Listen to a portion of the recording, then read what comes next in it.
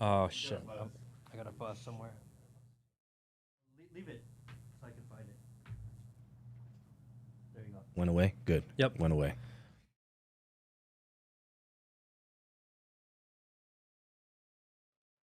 It's fine if they can hear. And we're recording too, right? So we can clip it later. Give me a puff before we go. 19 seconds. Oh, wait. Oh, we can hear us up. Looks like it gambles at the park on backgammon. Fucker. Hot mic. Hot mic. Oh shit.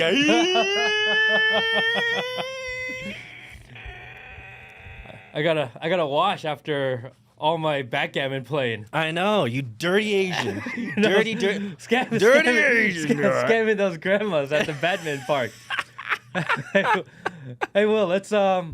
Let's do this. Good morning, good afternoon, good evening, wherever in the world you are. Welcome to Matt Kim Podcast with my host, Peter Saddington. Free thinking army. We are live today, which is so sick because we haven't done this live in a long ass time. Yeah. This is fun, man. It's good to see you guys. Smash the like button. Make sure that you join the Discord as well as the Telegram and let everybody know that you're watching the Free Thinker Army, guys. We have a new show for you. We're launching the Pooflinger coin. the Pooflinger coin to the moon. To the moon. Guys, the Pooflinger. Just kidding. Not financial advice. Don't do that shit. Someone's out there on pumped up phone going, Pooflinger, Pooflinger, Pooflinger. Where's the Pooflingers? Where's the Pooflingers? Don't do it. Don't do it. Don't do it. Don't do it. Don't do it. We will let you know. When it becomes a real thing, we will let you know. And someone said, I saw early in the comments, someone said, you guys are brave, either smart or stupid, because you guys are going at the same time as the Brett Cooper premiere. Which, to my response was, I don't think anybody who watches Brett Cooper gives two Fs about these two regarded Asians here. If you're going to leave us to go watch a girl talk, like, you get what you deserve. You get what you get. Enjoy that Brett Cooper. Enjoy that, friends. You know, only people that are watching her are like little boys. You know, there's something to it, my friends. Well, welcome everybody to the show. It is Thursday. We are live. Again, smash the like button. Welcome to the Matt Kim Podcast. We are going to be handling your comments, your ideas, and your questions today. We are an open mic, hot mic moment. Let's go. Yeah. Whatever you guys want to ask, we are willing to answer pretty much anything. The only request I have is, like, don't get us banned. Yeah. The YouTube overlords have been really hard on us for the last 2 weeks. Yes, they have. They have been demonetizing and cutting videos left and right. Yep. And I saw a lot of people ask, when is the Dr. Shiva interview going to come out? Dr. Shiva seems to be a very aggressive communicator. He went hard in the paint. Ooh. And the only issue with that is if we put it up as is, it would get taken down in 20 minutes. It may not even last 20 minutes. To be frank, it would probably get taken down before you even put the publish button. Correct. Because the bots, once you upload, the bots are reading everything. Yeah, once it goes to the analyze and the kind of when they crawl the episode, then there's a good chance, very high probability that one would get taken down. So what we're going to do is we're going to sanitize it, try to scrub out some of the words that you can't say because I want to get it out there, but there's no point in getting out there if it doesn't make it to publish. Fair enough. And we've had other discussions about this as well, guys. A lot of you have been asking us, DMing us and saying, hey, where's the usury video? Where's all these other videos that have been blowing up? The reality is YouTube has taken them down. And so we're going to do the hard work of sanitizing previous episodes that have been taken down, and you're going to see a lot of bleeps. Frankly, this is not something that we enjoy doing. No. But the content and the stuff that we're talking about is really important. So we're willing to sanitize and add the bleeps. Mea culpa, maxima culpa for everyone who's like, oh, they're suddenly censoring themselves. We are censoring these words that the overlords don't like us to say, so that for the greater good, we are able to produce this content for the world. Because the world is hungry, the world is starving, they want to know what's going on. We're willing to talk about it, but at the same time, we put our hours of work into this, and then they shut us off. We have to do the middle ground, which is you're going to get some bleeps, is what it is. It is what it is. I mean, we're not going to cut out content, but we're going to maybe bleep out words, whatever, because The definitions of things you can and cannot say change on a regular basis. And for sure, I know some of the things he says we are not allowed to put on YouTube. Dr. Shiva, let's just say that He went hard. let's just say that he calls out the individuals that you guys all know that generally have, let's say, thin skin. Yeah, is that a good way of saying it? They have thin skin. Small hats and thin skin. Well, you can be a bad guy, but if you call the bad guy a bad guy to his face, he kind of doesn't like it. And at that point, he strikes you as he, shrinks away in fear. Right? That's the whole idea. It will. If you can go through and maybe put up a few comments that we can reply to or talk, answer, whatever it is. Will, if you can do that, we got producer Will. Hold on, what is it? Great work, guys. You directly give me a different and sometimes confirms I'm not the only one who thinks the same thing. It's true. I think the real purpose and I think the value of what we do is that it lets people who question the reality around them, question the narrative of pretty much everything, makes them feel like they're not alone, that you're not the only one, because the reality is there are a lot of people in the world that are questioning the realities around them everywhere. Oh, yeah. We're actually probably the majority. Most people don't even realize we're the majority. And having a show like this or bringing people together makes you realize that, number one, you're not alone. Number two, you're not fucking crazy. And number three, you're allowed to have these conversations because we all have these conversations at home. Why can't you have them publicly? That's the craziest, weirdest thing ever. So wait, you're saying that the vast majority of people are questioning the narrative just like us? The only difference is they don't have two mics and they're not willing to talk about it in public? Are you telling me, Matt, that what we are discussing is relatively normative conversations behind closed doors? It took us 2 years to get to this point. Mm-hmm. Most people will do it online, and within the 2-year period, they'll either A, sell out, or 2, kiss the wall, or 3, just comply with the overlords because they don't want to give up what they've done in the past 2 years. Or 4th, just give up. Or give up. You have to push through. Oh, we got a donation. Definitely got to shout that out. Thank you for that. Abu Ali says, "May God bless the dust where you guys walk. Keep going, kings." Thank you, Abu. Really appreciate it. Thank really you. appreciate it. Heart goes out to you, brother. Just like that. Appreciate it. Much love. They say, please bring Arthur Kwan Lee on the show. I had Arthur on the show, I think, very early on in the podcast days. I vaguely remember that. That was maybe a year and a half ago. This is before he went full Groiper. Well, we use the words before. He goes hard in the paint. This was before he went as hard as he did. He has little restraint around the things that he's willing to vocalize. So Arthur is a very good friend of the show, very good friend of mine. Mm-hmm. I think Arthur is awesome. I love Arthur.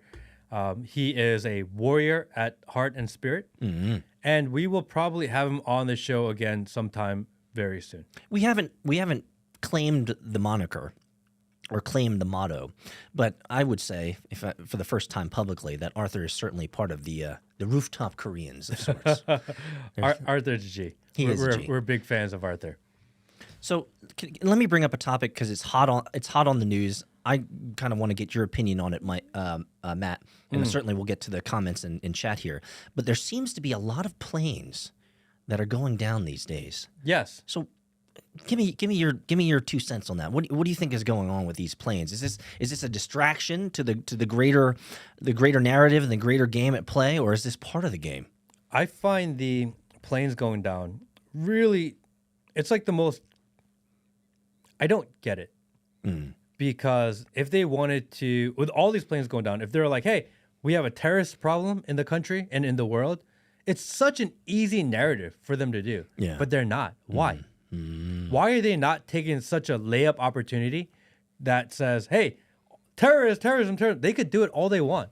And the entire world would believe it. Oh, and yeah. These planes are going down everywhere. Oh, yeah. But they're not. Why?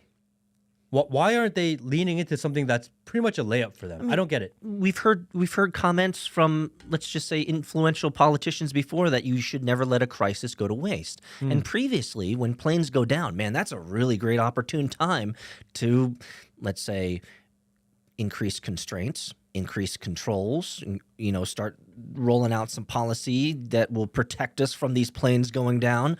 But apparently, Matt, with all of these planes crashing, they kind of don't want us to know what's going on. This is odd.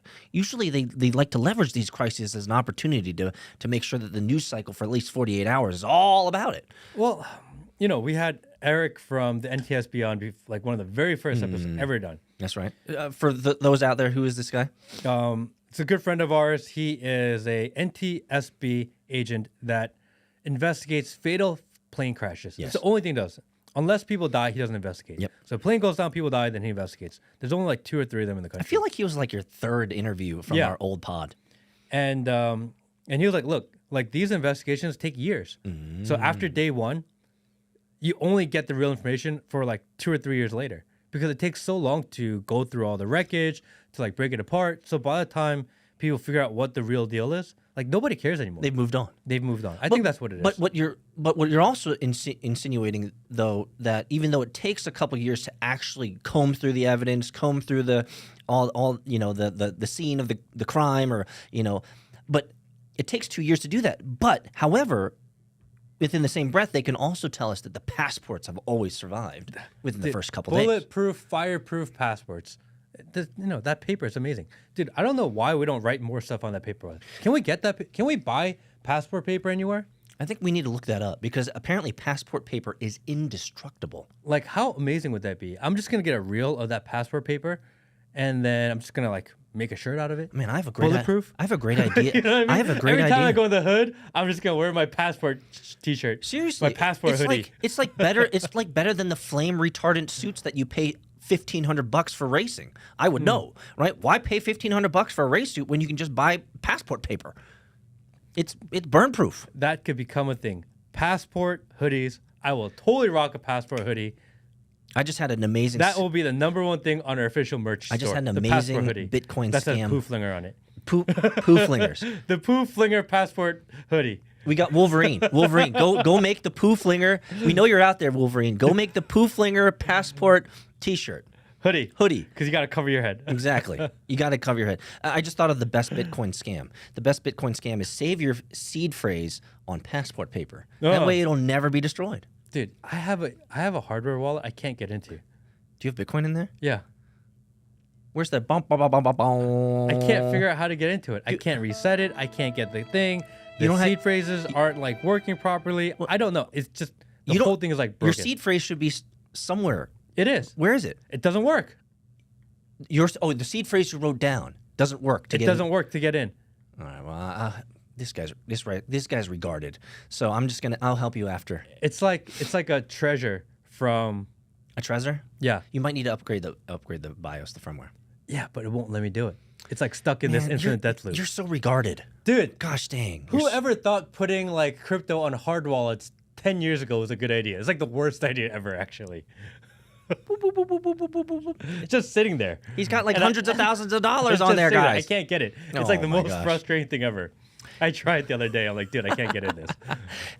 I like this Yan God.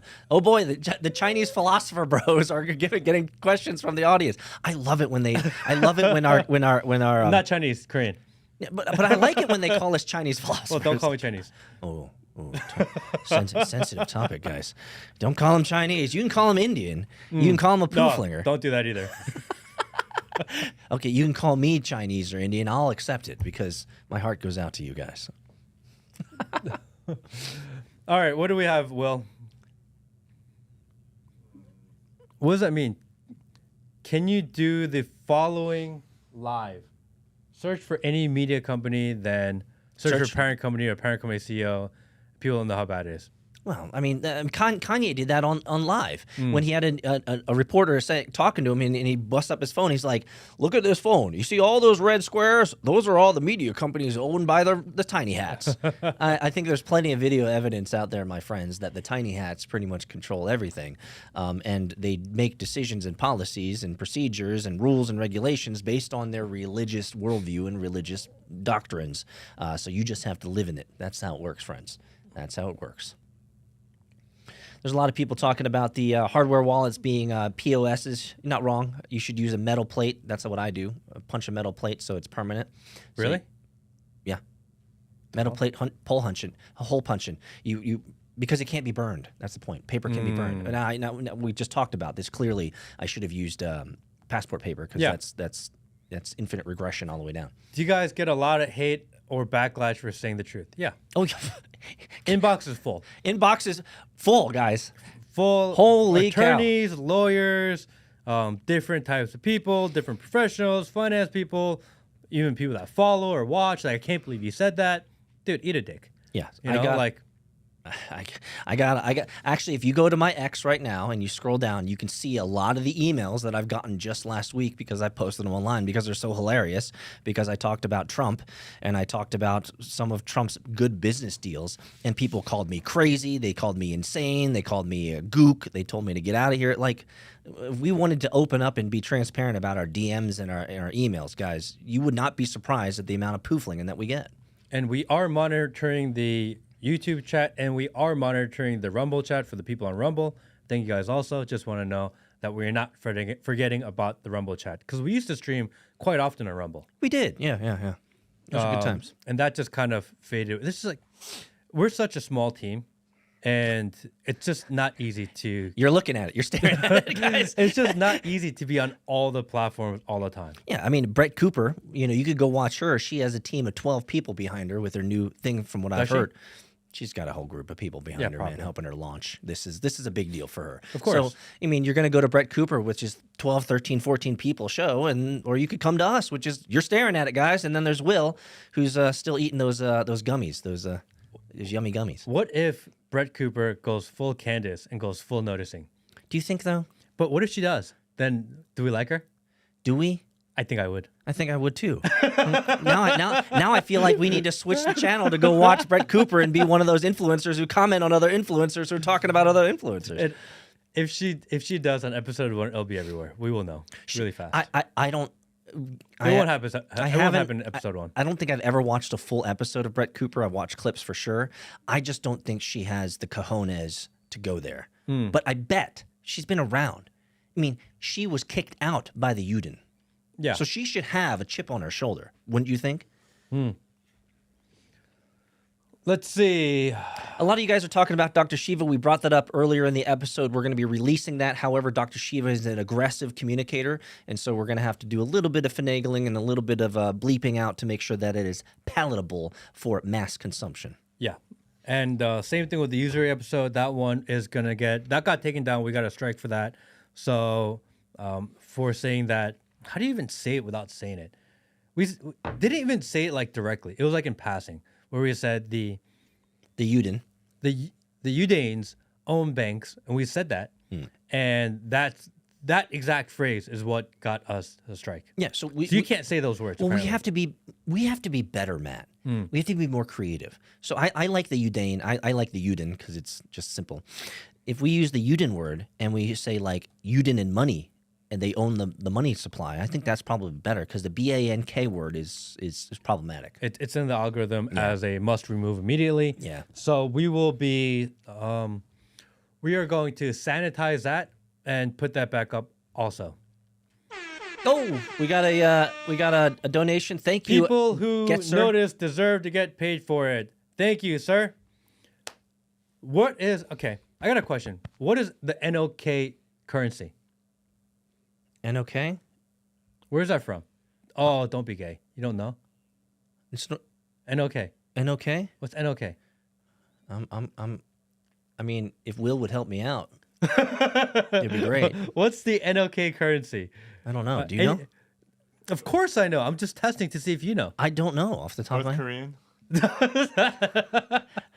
Did you really say North Korean? Oh my gosh. What is NOK? It's not. Trust me. And 100 NOK is not $100. They're like, where's the Elon salute, Peter? Norwegian krone. Norwegian krone. Yeah. That's amazing. We have people in Norway. Thank you, Norway. Thank you, Norway. Hey, appreciate you guys. I got a quick question then. I think we have people from all over the world watch us. Yeah. Now. Our show has gone out. like super global. Shout out. Where are you from, bro? Where are you guys from? Drop a comment. Let me know where you guys are from and where in the world you're from. If you're in the States, tell us what state. If you're in a different country, I don't know the difference between states and countries, so tell us which country. Yeah. I think that would be really cool, because as you watch the chat, you get to see like, dude, like my neighbor's in here. That's pretty sick. Yeah. Yeah. You know what I mean? Actually, my neighbor watches too, which is really funny. Karen? No, not that one. She doesn't watch me. If she watched me, She's hate watching She'd you. be hate watching the whole time. Hate watching is the best. My heart goes out to you guys. There's a lot of hearts going out. I'm gonna every time you guys say heart go out, I'm gonna give you my love of my heart right like this. It's good. We got Atlanta. We got Silicon Valley. We got Guam, Missouri, Earth, Netherlands. Whoa! It's blowing up. California, UK, Pyongyang. Oh, Pyongyang! Thank you, cheerleader.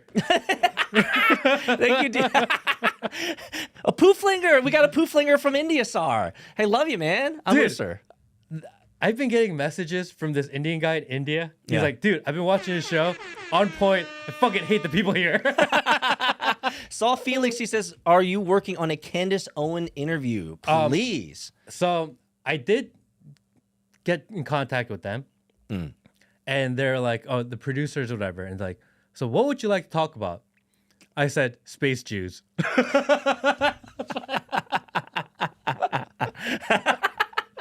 So what do you want to talk to Candace about? I said space Jews. Yeah. I don't know. And this is her PR company, not like They probably have you on red. So I don't know if that's gonna go through or not. They're leaving Matt on red. They're like, we read that shit. We're not handling it. But how else do you say it?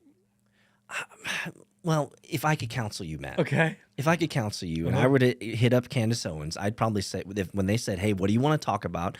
I'd say, let's talk about all of the highlighted things that she cares about, which is Space Jews. which is Macron, with Macron and his trans, rapist who groomed him from a young boy until where he is now.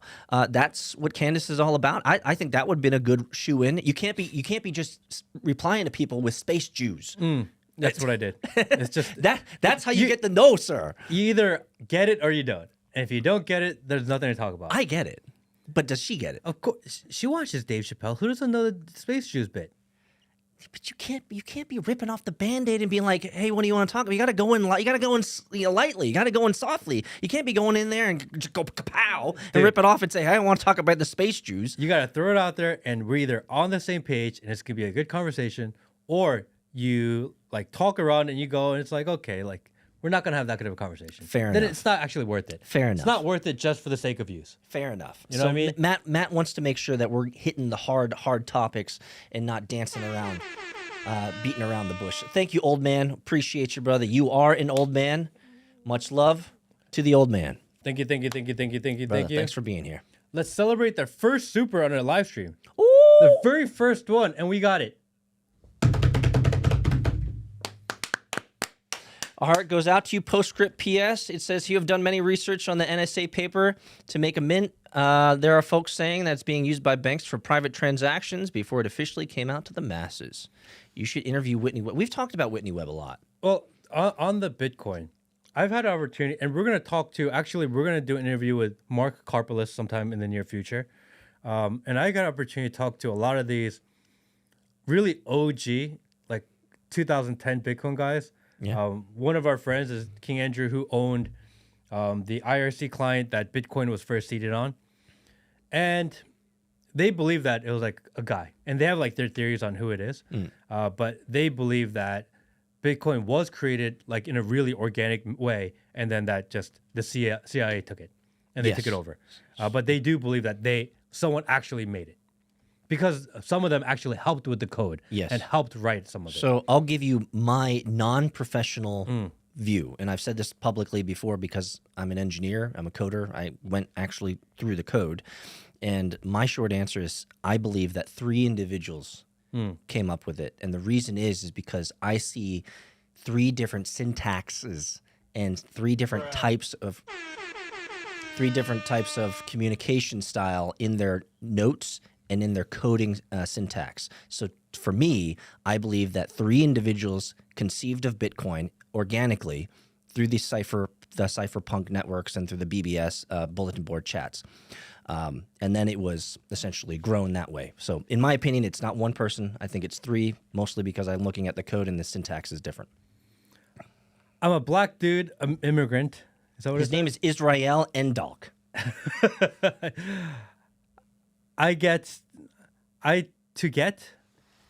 I'm a black dude immigrant. to get hired DEI. Want to talk shit about AA Americans. Give y'all cover. Thank you, thank you, Israel Dalk.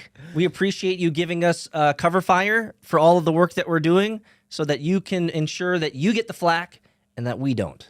Oh, okay. He's covering for us. He's taking one for the team. That he's saying I'm a black dude immigrant, so I have the ability to say things that you guys can't. Oh, he's allowed to say whatever he wants because he checks all the boxes. No, you have to be a disabled, trans, black, Native American immigrant, and then you can say whatever you want. That's right. So You're like a couple of check boxes off. yeah, you need to be Black and immigrant's not enough. You need to be a disabled lesbian. No, trans. Yeah, trans. You need to be a disabled trans. Disabled trans is like the ultimate cover. We appreciate Black disabled trans. We appreciate the good college try. Unfortunately, you don't check all the boxes, sir, from a DEI requirement standpoint. So while we'll take your $20, you need to try a little bit harder. Thank you. Come again. Thank you. Come again. Thank you, sir. Thank you, sir. We got Murr, $19. He says, "Goal." Are we winning? Thank you, sir. Appreciate that, sir. Really appreciate it. They said we should interview Whitney Webb. I know of Whitney Webb. I don't know Whitney Webb. I do know that. I know a lot. Oh, you do? Yeah. I know that Whitney Webb's like digital army is crazy because anytime we post something, the army shows up and like you need to interview. So the it's like, oh no, but you guys are part of the army. So the short answer is Postscript, who said you want us to interview Whitney Webb. Whitney Webb is, in my opinion, now I'm an ignoramus and I'm a regarded Asian, so I don't know what I'm talking about. But from what I understand, she's controlled opposition. She comes from deep pockets, if you do some history. And we have, let's just be honest, we have plenty of Udins who are online who speak really negatively about their fellow Udins. So I think because you say that, and we have a lot of people saying that she may not be, I'm kind of curious. I think we need to reach out. we should reach out. Because like I'm curious. Like it seems like it's like really split on her. Like you have the guys like David Icke who hate Whitney Webb. But then you have people on the other side that hate them, but everyone's kind of saying the same thing. Yeah. But they all hate each other. I'm like, wait, why do people that think similarly actually hate each other? I actually don't get that. It could be a competitive edge in terms of who's being the most honest, the most objective. Is there a ranking system of who's the biggest truth teller? Is that a thing? It is, right? You think about Glenn Greenwald, you think about Whitney Webb, you think about, individuals like this. I mean, these people are highly regarded as independent journalists who are willing to speak freely about everything going on. And Glenn Greenwald is a gay Jew, right? And so for him to speak negatively about the Glenn Udin, Greenwald's gay? yeah, he's a gay Jew. I didn't know he was gay. Yeah, his husband is like Peter Thiel? To what extent do you think hardcore Zionists control the U.S. government as well as other world governments? It's really interesting. I've been looking into the whole history of Zionism and the fact that the Rothschilds funded it and that they were originally not going to go into Israel, that they were going to go into another African country first, but they couldn't get there. Yep. And then they chose, it was like Israel was their third pick. And I was like, okay, like they're not even like Israeli Jewish. Yeah, they're not. They're the fake Khazars from the European. Yeah. Half the Zionists are Americans. Yes. And Christian. Yes. So it's not a religious thing. It's not an ethnicity thing. No. It is a political system and ideology. Yes, it's a political ideology. 100%. That's the best way to put it. If you say that, it's anti-Semitic. Yes, it's technically, according to the definition that of what is given, saying that Zionism is a political association rather than a part of the religious structure of Israel is considered anti-Semitic, which is crazy. Which is crazy because we could totally get banned just for having this conversation. I know, by the way. but which is also crazy because if you do a little bit of diligence, you can find court cases and legal outcomes that say that Zionism is neither ethnic, it is neither religious in any of those categories. And so the default is it is a social political stance in documented legal cases. And so there's so much dissonance around what is a Zionist, And that nobody actually has a real definition. So if we were to TLDR it, in my opinion, Matt, a giantist is simply someone who decides to take advantage of that political opportunity. A giant. They're a giantist. Giants. Yeah. Giantists. They're a giantist. So someone was telling me that in the Rothschild family shield and crest, in the middle, there is a hat and a red marker in front, signifying that they hide behind the Jews. Oh, that sounds like Mossad. That's crazy. Because if you remember from a couple episodes ago, Mossad's slogan is, "Through deception, we shall wage war." I find that, I thought about that after our podcast, and man, Matt, that's a badass motto. It's a badass motto. Through deception, we will wage war. It's like, brother, you got to say less. I know exactly what you're up to, They say, Ooh. been a substance user video, love your show, and the insights. Okay, I think we can slow down on maybe some of the blaring in everyone's ear all the time. Well, let me turn the volume No, it's down. good. It's good. They know that we're getting celebrate support. every time. Do you think all loans should charge interest? I'm very anti-interest, actually. Yes. I think I get why interest is necessary for this capitalistic society that we live in. I understand it. That a lot of the innovation would not have happened if we didn't have the ability to leverage money. Yes. I understand that. But also knowing that because of interest, we've created a very large system of disparity between haves and have-nots, that people are drowning in debt and that you can never get out, that the poor are just getting poorer and poorer and poorer, and the richer are getting ridiculously richer. And if you removed the system of usury and charging of interest, that actually it would level the playing field a lot. Yep. And the way that they charge more, if you couldn't charge a higher interest rate to poor people, then the system would break down. Yeah. But the higher interest to poor people is what keeps people poor. Yes. The whole system sucks, but it's necessary in order to have this technological growth that we currently have. So I would rather sacrifice technology for a fairer life. So your argument is sound until you bring up the idea of that it is a necessary requirement. I think we have lived in worlds and timelines where countries can get rich without it. We saw through even a period of American history. I forget what who the president was, but accordingly, Trump is following in the same footsteps as his previous president, who just went with tariffs and without taxes. No, I understand that. But to have the scale and growth that we've had over the last 20, 30 years, it would not have been possible without the charging of interest. I think most economists and industrial experts could probably look at that and say that that is a true statement, that the amount of scale of money that has been able to be leveraged so we can build quickly is true. Yes. Because that allows a company that makes zero profit like Amazon, who took, I think, 15 years to finally turn a profit, to leverage, borrow on future money. And then they're able to make a profit. But it took them a long ass time. If But they they're didn't have the also ability. they're also subsidized heavily by taxpayers at the same time. So So that's my company. So let's give two examples that are real and true.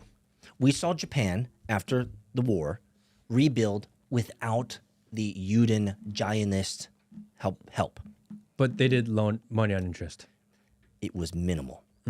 Same with Korea. Korea rebuilt after the war with very minimal Zionist help. Well, they did it with Japanese money.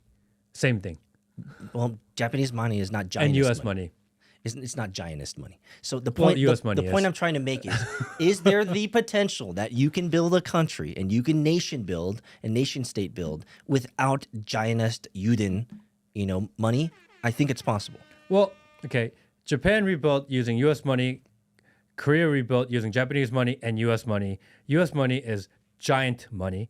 Therefore, ergo, they built with giant money. He's truly the architect. Ergo. Ergo.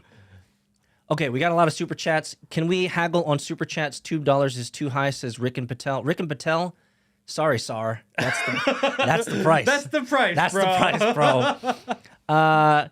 And I super chat for 20, but AI is a great place to work for me currently, and I've been a sub since the usury video. Thanks. Should I charge interest or not? We already talked about that. But thank you. But thank you. Yes.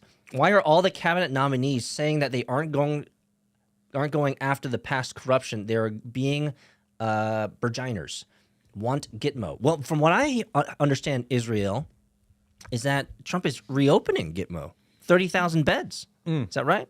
Who are they going to send there? How do you know if they're sending the right people? How do you know that you don't end up there?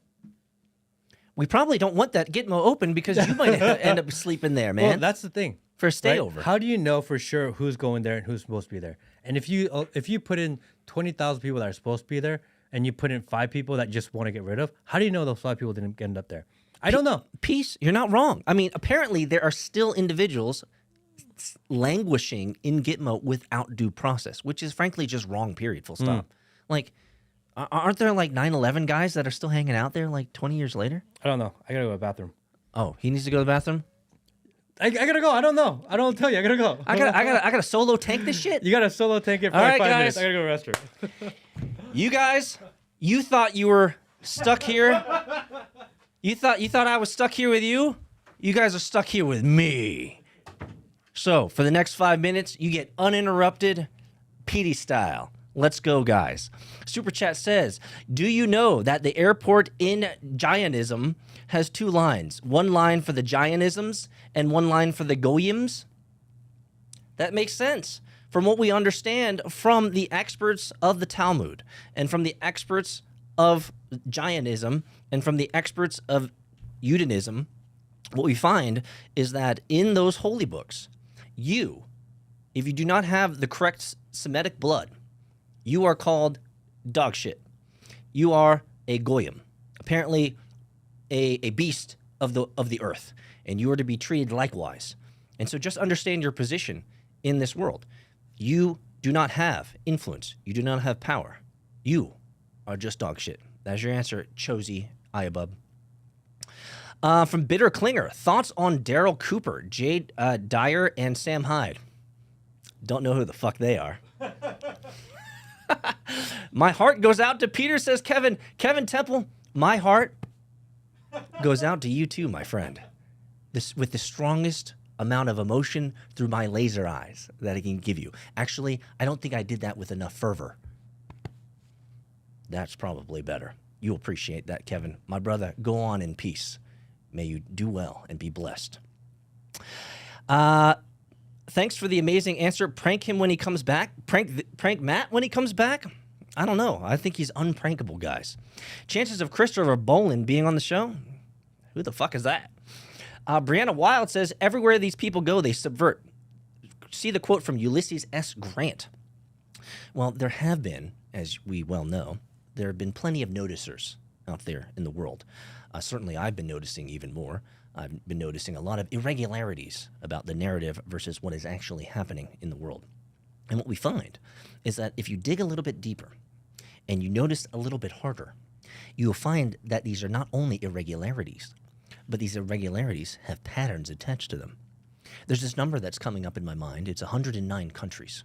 I don't know what this 109 countries mean, but from what I understand, there's an interesting species group that seems to be commonly displaced from countries after they are invited in, they are welcomed by their host country, and then they decide to promulgate and perpetuate hatred, dissonance, conflict amongst the peoples of the host nation. Now, this seems to be a common pattern in these individuals who have been kicked out of 109 countries.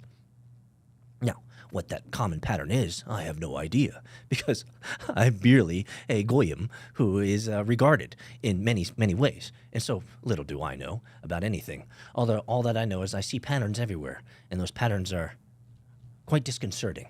Let's put it that way. Super chat from Saul Felix says, is Asian pee-pee small?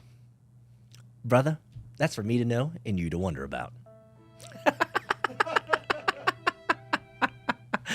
Philip says, species. Hey, just because I have a lip pillow in my mouth doesn't mean that I can always say species the right way. Will Bonehead says 109 countries? That sounds like a lot. I mean, I don't know what I'm talking about. All I know is that, let's just say, influential and famous people who are far smarter than me have noticed that this species group has been constantly kicked out of countries. For what reason? How would I know? Matthew, welcome back. I hope you had a good shit. Dude, I don't know what we ate for lunch. I know what he ate for lunch. He ate a bunch. Welcome back, Matt, to the show. We had a lot of people talking about who you are and who you is. We revealed a secret to the chat while you were gone. Thoughts on DeepSeek threat to U.S. tech? I think nothing. DeepSeek is number one. It's open source, so you can run it on your own node. You can run it on your own computer if you'd like to. Mm-hmm. Number two, if anything, if you can do it cheaper, then like it'll encourage Americans to do it cheaper. I think it's just competition. I don't think it's a big deal. I think it's a big nothing burger, actually. Can I give you mine? Yes. 4 things. I did a video on this. Number 1, DeepSeek is great. Why? Because it showed that for an entire order of magnitude, it is cheaper to run these AI models than we thought. Huge. So, number 1, it's cheaper than we thought. Order of magnitude, by the way, because it's at $2.50 per million tokens on ChatGPT, whereas the DeepSeek was $0.27 dollars per million tokens, which means it is a factor of 9.7. If you round up, that's an entire order of magnitude differential, which means, on the other side, it's 10 times cheaper to run these things than we thought, which means there's bloat, which means the small businesses and the medium-sized businesses who are trying to build AI is going to be even cheaper to do it. And I think there could be an explosion on the second layer of applications now with this new revelation. So I think there's going to be an explosion in growth in AI, and this is only a good thing. More competition wins, baby. Are Mexicans exercising the right to return like the Palestinians when they cross the border? Ooh, hold on. What does that mean? What does that mean? I think you're equating. I think this is a Palestinian Christian here. Having you on your show. Hey, bookmark that guy. I want to talk to him. Palestinian Christian. Yes. Well, I want to see the one Palestinian Christian. Chosi Ayub sent me a message. Let's focus on Dr. Nick Rivera. So Dr. Nick Rivera says, are Mexicans exercising the right of return like the Palestinians when they cross the border? So I feel like, Dr. Nick, this is a politically charged statement that you're making, and I could completely be wrong because I'm regarded. So this is the way that I would reinterpret what retarded or regarded? Regarded, because we're not allowed to say the other word. Oh, okay. Why do you think I've been using the word regarded? I was like, what? I was like, he just says random words sometimes, and I just accept it as is. We can't say the hard T. Oh, just retard. like Kash Patel can't say the hard R. Dude, did you see Kash Patel say the hard R today? He's regarded. Dude, so I can't believe Kash Patel dropped the hard R today. Let's be honest. If you're going to go on the record in front of, would have said it the same way. I would have enunciated the hard R. I would have been like, they called. It wasn't a hard R. It was a cut off hard R. It was it's like a smooth R. Yeah. I would have said they are calling me sand Negroes. Is what I would. I mean, I would totally lean into them. It's a one-time pass, baby. You get to say the hard R. So let me return to Nick Rivera. I think you're talking about the Yudin who are blowing people up. That's probably what you're talking about. And the Palestinians should probably just be left alone. I mean, nobody wants to wake up in the morning and have their house blown up by random, invaders. So that's the way that I see that. Chosi Ayub says, Palestinian Christian here. Have me on your show. I have been looking for a Palestinian Christian. Do they exist? I thought all the Palestinian Christians were being clubbed to death like baby seals. It's not a lot, but they do exist, and Palestinian Jews also exist. No, and that sounds like sacrilege. If you're gonna call anyone a Semite, because they say anti-Semitic, I'm like, wait a second, like majority of the Jews that we know of are like white and European, so they're not Semites. No, so it's a really confusing. I get stuck in this logic loop all the time thinking about Jews. Because they're like, oh, it's almost like they're confounding by design. It's so in the Bible, like, God's gonna protect Israel. Great. Like, what does that mean? Is it like Israel or anyone that identifies as Israel? And once you start asking the question, I've had this conversation. It's like, well, who's like a Jew? Like, who's Israel? Like, no, like people who are like living in okay, but that wasn't the country. Now it's a country. It's like trying to have this argument with a super liberal talking about what is a woman. And they'd be like, oh, a woman is someone that identifies as a woman. I'm like, okay. All right. Okay. Yeah. And is the next answer is like, and what else? This constant death loop. It's crazy. Yeah, so maybe we can, Chosy, you know how to reach us. We're all online. You can find us in Discord. You can find us in Telegram. You can find us on the X. You can find us on the Instagram. Just DM Matt. Let him know. If you have a good story to tell, it might be interesting to have a Palestinian Christian, which actually sounds like an oxymoronic statement. Because, again, I thought you guys were being clubbed like baby seals. I am curious. I would like to find out. And probably by saying that they're here in the country or in another country, not living in Palestine currently. But we would like to figure that out. And jump into Discord if you want to communicate, and drop a note in there and we'll find you. We love stories of humans who are having alternate experiences of this matrix than we are. We have one from Anis who says, seriously, aren't you afraid of being canceled or having your bank accounts frozen? I hope not, but Matt, I'll let you take that. So, fortunately or unfortunately, we understand the world of finance to a certain degree. And if they were to debank us, we would figure it out. We would. I Because mean, there are alternative methods, although they are actively trying to shut them down, there are alternative methods throughout the world where you can survive. It's just not common, nor is it overly simplified to do so. it's not convenient, It's not convenient. for sure. But if we were forced to, we could. Yeah. Well, I mean, we're hardy creatures. Remember, we're Korean, which means that we will survive at the end of days.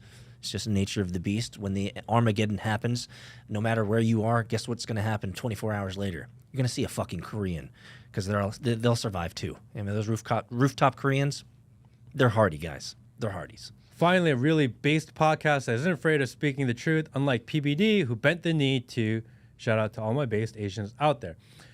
PBD is, I really liked him in the beginning. I did too. He was entertaining. Yeah. Well, I thought he was like, he had interesting guests. It was pretty good. But then as we kind of rolled out into things like APAC becoming front and center in conversation, of a lot of people starting to notice, and he just became like this. He just wants to be a part of the system. That's just what it is. He does. It's not that he doesn't actually believe anything he does. says. I don't believe. He does. He just really wants to be a part of the system, and he will do and say whatever is necessary to be a part of the system. Because if people don't remember, he was one of the biggest advocates for Ron DeSantis early on. Yeah. Yeah. And he was part of the crew of people that tried to get Ron DeSantis elected. Yeah. Because he thought that, I'm in Florida, Ron DeSantis in Florida, maybe I'll have access. Yep. And then when that fell apart, he was like, I will do anything possible because maybe Trump will like notice me and recognize me. And because Trump is a huge like APAC guy, then for PBD, now huge APAC guy. Yep. And we all watched Vivek yesterday. I watched a clip of him on Aiden Ross, and people were like, ask about APAC. Yeah. They're like, well, APAC, they're like a pretty good pack. And I was like, dude, Yeah. this guy, man. Well, look, it's unfortunate but true. Do not distinguish and eliminate those feelings of dissonance that you have when you watch these entertainers, you watch these influencers online. If the dissonance that you have in your gut is, why won't he just say it? Then you already know who his master is. Like you know why we can say what we say? Because we don't have any masters. We're also poor. so pick your poison, guys. Pick your poison. We are at liberty to speak freely about the Yuden and about the regarded, but at the same time, we also don't have any strings attached to our back pockets. So, I mean, you pick your poison, Do y'all think we will go to war under Trump? We better not, man. We better not. Like that wasn't in the cards. If we go to war, it will be with Iran. And if we go with Iran, because we've seen the signals that have been dropped to us over the last 12 months of that's the country we would go to war with, then I believe that it was planned. If he avoids war and we don't go to war, then it's just fine. It is what it is. I would prefer not to go to war. Well, I would not be surprised. You have to say the thing, though. The thing is America going to war with Iran, or is it the Yuden that's going to war with Iran and needs us to be the financial backers of that initiative? I mean, that's the reality. You see the alliances obviously being drawn. You have Israel and you have Saudi Arabia and you have the United States, which are all really closey. They do all types of trade and sharing of money and all of this. Trump loves both those guys, especially Saudi Arabia, who is doing a lot of backing of Israel these days. And then you've seen that they said, we're going to stop all foreign spending and all foreign aid for the next 90 days, except Israel and Egypt. Everyone got cut off except Israel and Egypt. Israel, fine. I get why they did that, because that's what they do. Egypt, they got to keep on funding Egypt because Egypt is saying, no, because they want Egypt to take all the Palestinians. They're like paying them to take them. Yeah. They want to remove them. Yeah. I'm like, dude, That's been the MO since day one, brother. it's messed up. It. It's really messed up. Are you saying it's messed up? To It's really messed up. Kick people out of their homes? And I think I relate to it more because I've been doing a lot of, in the last 2 months, I've been doing a lot of reading and learning on Korean history. And in South Korea, it is, I consider an occupied nation. And it is it's pretty much a colony of the United States at this point because the United States government is there, the military is there, they control the border, and you can't actually do anything at scale without approval. It's like that. You gotta let countries be their own sovereign nation. That's the point of being a nation, is that you have sovereignty. And if someone else can tell your country what and how you can live your life, then like you're controlled. Oh yeah. United States, if you can't do, and United States military can't do or attack anyone without getting approval from another country, it's controlled. Yeah. You can't live controlled. Sovereignty means something in this world. Actually, it's the highest magnitude of order in this country, in the world, is that a nation has sovereignty. And any country that tries to take sovereignty away from said country is an oppressive nation. I think your logic is sound. It almost sounds, if I can add some color to what you've just said, that a sovereign nation is a free nation. And if you have other hands in your pockets, if you have other nations controlling you, then you're not a free nation. Yes. Is that what you're saying? Yes. So are you saying, if I can recontextualize it, that Korea is not a free nation?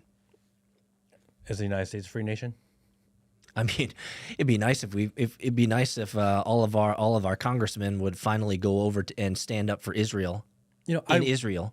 I was in D.C. and I was at the congressional offices. What, 2 months ago, 3 months ago? Yeah.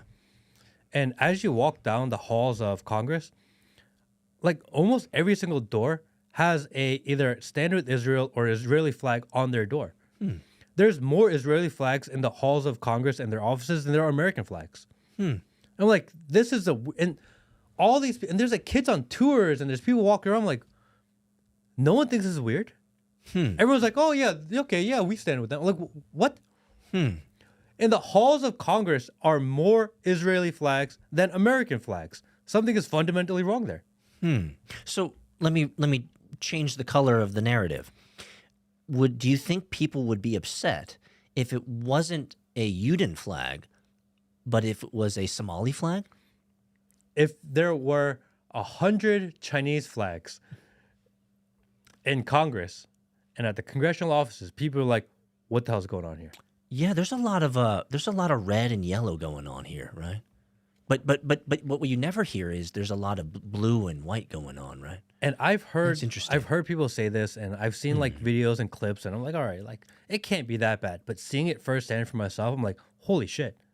So this is crazy. So what you're telling me is that as you walk through the halls of Congress, our holy, judicial branch that makes decisions and policies and laws so that we can be a nation that is rich and successful and growing in all ways, you're saying that when you walk the halls of that honorable area, is that all you see are Yudin flags, not American flags? It's a lot. That would be really disconcerting if it was a Chinese flag, wouldn't it? If you are a person that notices, then it is so obvious.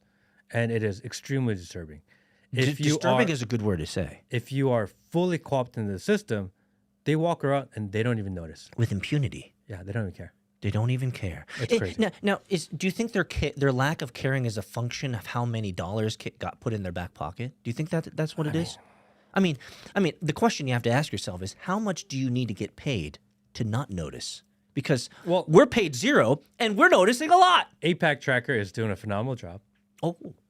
APAC Tracker lists how much money every single person has gotten. Ooh. And it's a lot of money. And they have Trump at 240 million. That's a big number, bro. So, Matt, let me ask you this, Matt. Do you think we would get censored or demonetized if we did a weekly APAC rundown?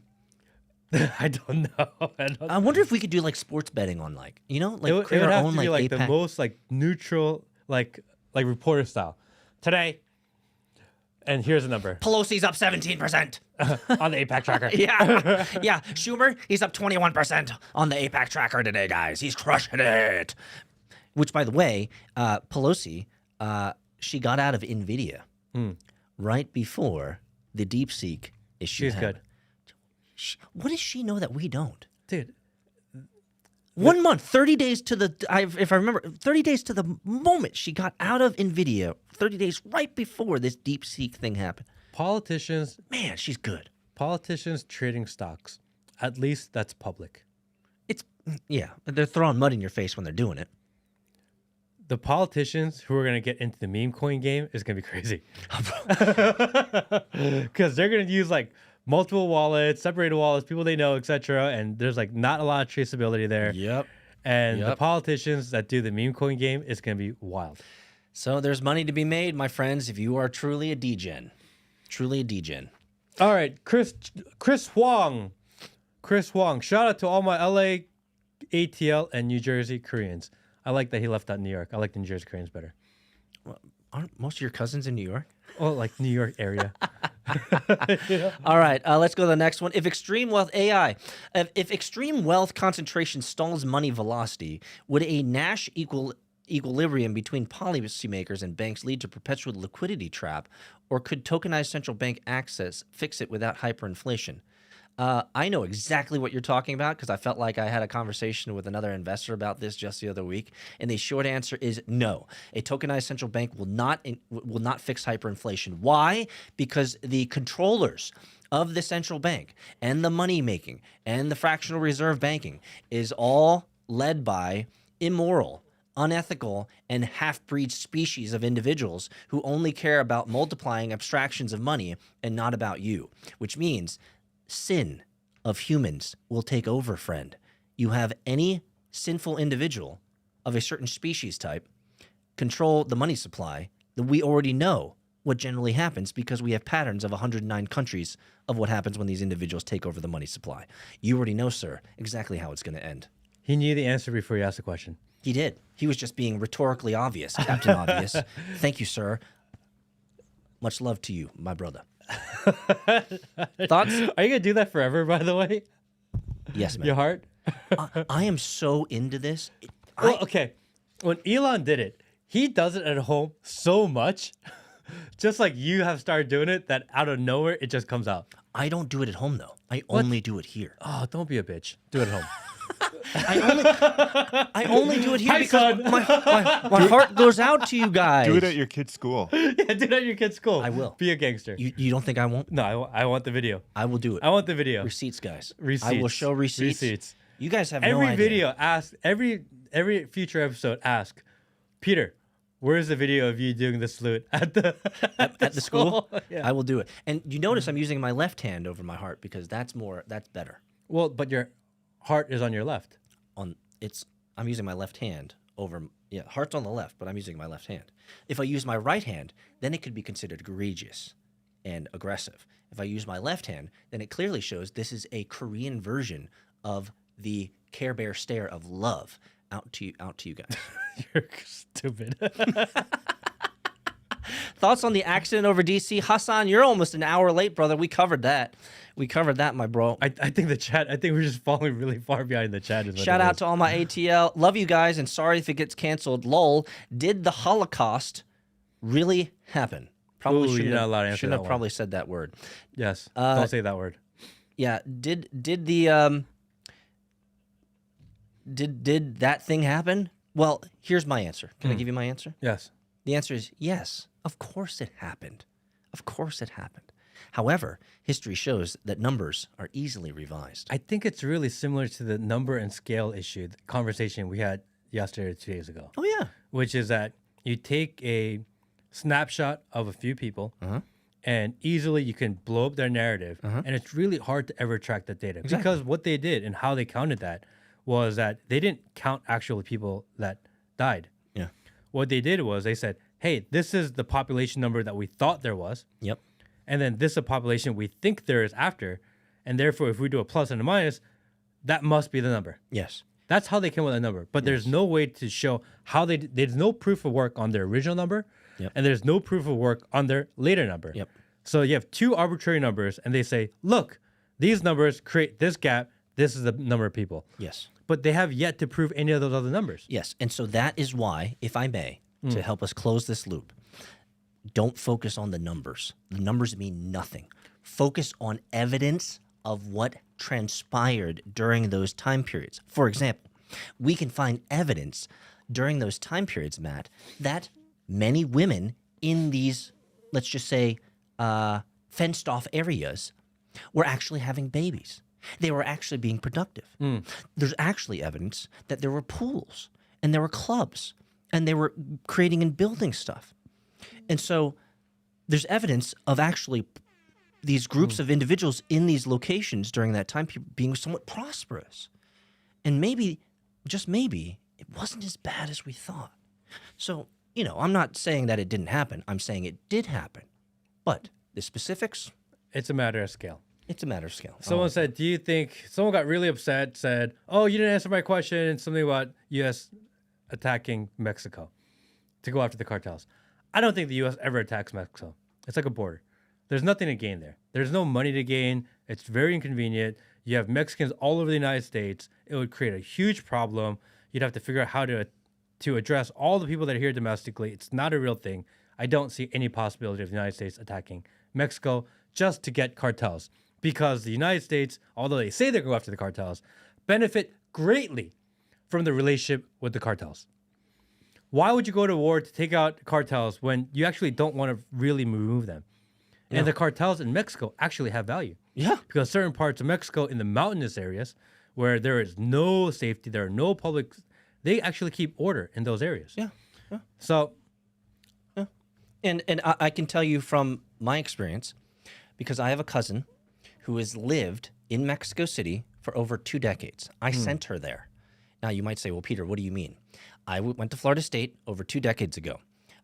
They have a great exchange program, and my younger cousin came to me and said, I want to learn about Mexico. Does Florida State have a great exchange program? And I said, no problem, baby. And I hooked her up. First year in, she did the exchange program. She loved Mexico so much. She married a Mexican down there, has 3 kids down there, has been living in Mexico City for over 2 decades now. And she will tell you that the cartels who run the city are better than the corrupt government. Why? Never forget what she told me. She said, with the government, you can't talk to them. With the cartels, you can. And so think about this. you sound like a cartel sympathizer, by the way. I am. Oh, I am. oh. The devil you know or the devil you don't. The devil you know or the devil you don't. She would tell you, you can negotiate with the local cartels. You can't negotiate with the corrupt government. So would you rather be run by someone who's like, you know what? I understand the game. Let's be at peace. No fuckery, right? Because the cartels know that you don't want to mess with the expats because they're money. So, Right? And so no, I'm giving you the dirty truth. You cannot negotiate with the government, but you can negotiate with your local cartel members. They will do you a solid. the biggest difference between a cartel that runs an area versus a government that runs an area is that anybody can negotiate with the cartel. Yeah. When the certain governments are in charge, only the elite can negotiate with the government. Exactly.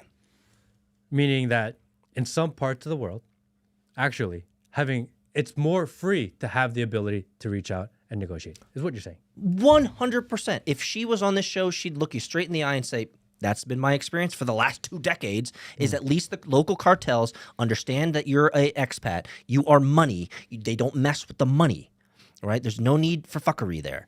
But the government, she has no access to. So it's the devil you know. Peter, Bitcoin or gold, and why? Bitcoin, easily. So can you transfer $20 million of gold? Nope. Can it be taken from you? Yep. Can you transfer $20 million of real estate quickly? Nope. You can't do it. You live in New York, They create the taxes that make it worse for your real estate. You can't upend your $20 million apartment and move down to Atlanta. Not going to happen. But you know what you can do? You can move $20 million of Bitcoin very quickly. So at the end of the day, come hell or high water, you can put a gun to my head and say, give me all your money, give me all your gold, give me your real estate. And I'll say, yes, I'm asking, no problem. You can put a gun to my head and say, give me all your Bitcoin. And I say, fuck off.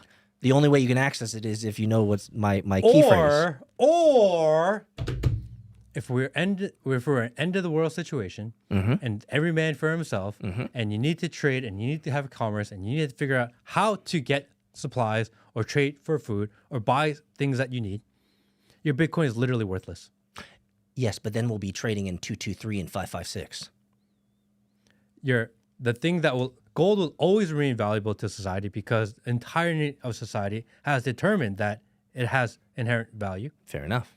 And I tell everyone, if you really want to prep, if you want to be a prepper and you want to figure out how to survive in a potential zombie apocalypse type of situation, stack ammo.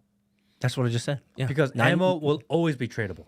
9mm and 223, 556 and matches. Yep. If you have matches, you have 223, 9mm, you're good. Get yourself a Colt M4 with some Israeli In an end of the world modifications. situation, ammo will always have value. I tell you, Magpul is one of the best. Those Israelis know how to make weapon systems. But so will gold. A little bit of gold is good, but yes. And if you have no internet and you have no electricity, Fair if enough. they take down the grid, your Bitcoin is Worthless. dog shit. Yeah, but your gold is also dog shit too, because you can't. It's so heavy. So you're really trading in food, rations, and 556 and 9mm. That's how it's going to be. I'm gonna And beef shave jerky. it off. And Shave beef it off. jerky. Beef jerky. Bro, beef jerky. Invest in lead, says salty refried beans. Invest in lead. It always has value. I'm a German American pureblood. Welcome to the show, friend. And the German government passed a new law that if I want German citizenship, I need to pass an anti-Semitism purity test. Shut up. Seriously? You lying, bro. Is that for everybody? Anti-Semitism purity test. Okay. Is that for all Germans? No, just the purebloods. Do all Germans have to take anti-Semitism test? What does it even mean? You just say no to every question, a part of the questionnaire. Do you like, or just, do you hate these types of people? No. Are you going to say bad things? No. Are you going to say negative? No. Are you going to, that's all you have to do. Say no, no, no, no, no. That's how you pass. Easy. All right? And then you go on, Then they say, oh, but here's a tweet you put out and you lied on a federal application, so you are now denied. Peter definitely can't become a German citizen. No, they will clip every single one of these salutes, and they're like, no. Like, can you imagine? What are you talking? Peter trying to get This guy's a name is congressional Marquis. We'll say Marquis. Marquis, you know, because you're German American, that the Germans are waking up, and they would welcome me with open arms. They would love me. No, it says, The Austrian painter. the German wasn't citizen wrong. test includes questions about anti-Semitism and the right of Israel to exist. The test- Shut up. The It's test in also, the It's in the German test. German. So you have to citizenship say test. that Yeah. Israel has a right to exist Yeah, the to test pass also the asks exam. applicants to commit to protecting Jewish life in Germany. That's crazy. Germany has been so cucked. Do you know how much Germany has been paying the Jewish nation in reparations over the last decades? You don't know this? You have to know. No, I know they You know pay a this. lot. You know, like most of you guys don't realize out there on the internet that Germany is literally today still paying reparations to the Juden. Why is the question? Why still is the question? Why are they still paying reparations? Because from what I understand, we've gone through multiple seasons where let's just say certain individuals in America are constantly asking for reparations, and we say no. But there's a precedent that's been set because Germany, Marquis, you've been sending them reparations for decades. So I don't know if there should be an anti-Semitism purity test because you guys have already paid for all of that and you're still paying for all of it. Maybe there should be an anti-Semitism purity test after you've stopped paying because there's a conflict of interest if you're still paying them and then you also have to take a test. You understand this, right? All right, that makes complete sense. Memes Fen says gold is a worthless metal if the economy collapses, material assets retain value and increases. Shiny metal means nothing if you can't get a stable economy, food, guns, ammo, equipment. Gold is one of the exceptions because people always recognize gold.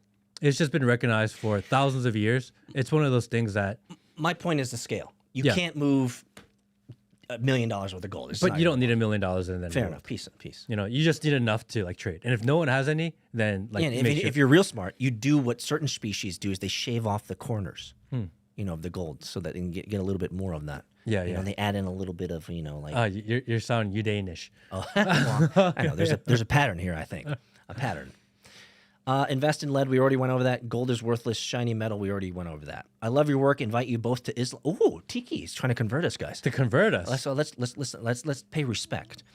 I love your work and invite you both to Islam.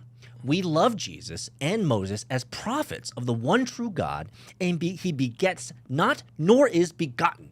Luke 4:8, Quran 2:283. Well, bless you, sir. I appreciate your love for us. Appreciate the invite. I'm good where I'm at. Although I do have actually a high respect for Muslims. Why? I think it's personal experience. I've actually had very positive experiences with Muslim people in my life. Tell me more. When I was in college, my neighbors were the Muslim Student Association. Mm-hmm. So, they were super polite. They were always respectful. They never ratted on us for being out of control. They were always great. And I remember I was like in a car or something, and a friend of mine, we were going somewhere. He called a driver, whatever. And we went far. And I think it was like 5 a.m. and it was during Ramadan. And the sun had not been up yet. And we were like going through a McDonald's in order to get like some McDonald's breakfast. The sun it was like 5 a.m. The sun wasn't up yet. He could technically eat. He's like, no, like my regimen is this. I had my last meal at 4 a.m. or whatever it is, and I'm not gonna eat till the sun goes down again. He could have like taken kind of a gray area there, but he chose not to. And I thought that was pretty cool. You know what I mean? Like the Muslims I've met really believe in what they... I don't believe in what you believe, but the ones I've met really believe in what they believe. And I like people that have some sort of integrity and if they have a belief, you stick and adhere to your belief. I think that is extremely respectable.